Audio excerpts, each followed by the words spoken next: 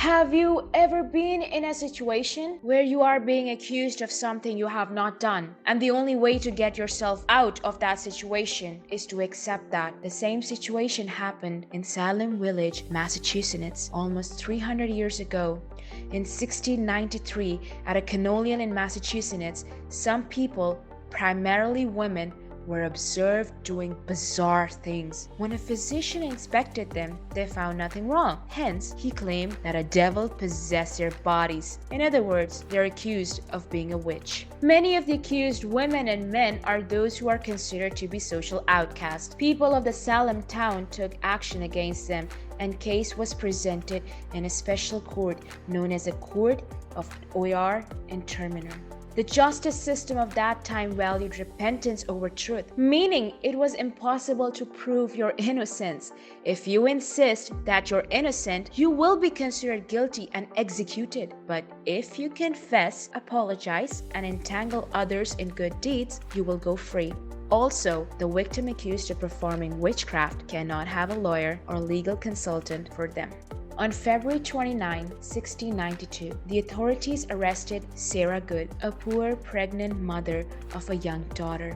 Sarah Osborne, who had not visited a church for a long time, and Tituba was an enslaved woman. They are being accused of performing or providing to those accused of witchcraft. Tituba denied it at first, but then she confessed to practicing witchcraft by the order of the devil and charged Good and Osborne for forcing her. Osborne and Good maintained their innocence. Osborne died in prison, while Good's husband stated in court she was a witch or to be one very quickly. Good's 4-year daughter was also imprisoned and eventually gave a testimony against her mother. Meanwhile, Good gave birth in jail and her baby died, and authorities hung her shortly after that. Tituba was held in custody till May and released as an innocent soul who repented for her sins. But this is just the beginning, because as time passed, the accusations started multiplying, and other people like Tituba made false confessions to save themselves. The authorities told one accused witch that if she didn't confess, she would be hanged and freed if she did so.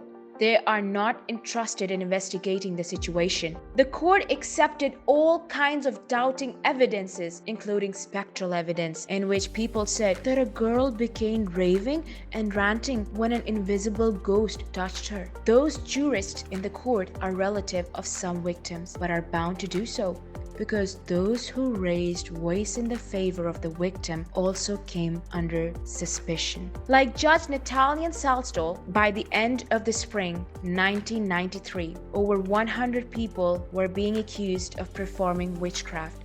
13 women and 6 men were executed. The execution started beyond Salem, and high-profile people also came under suspicion, just as the wife of the governor of the Massachusetts colony, but when she was accused of the governor, suspended the trial. Prisoners were released and the arrest stopped.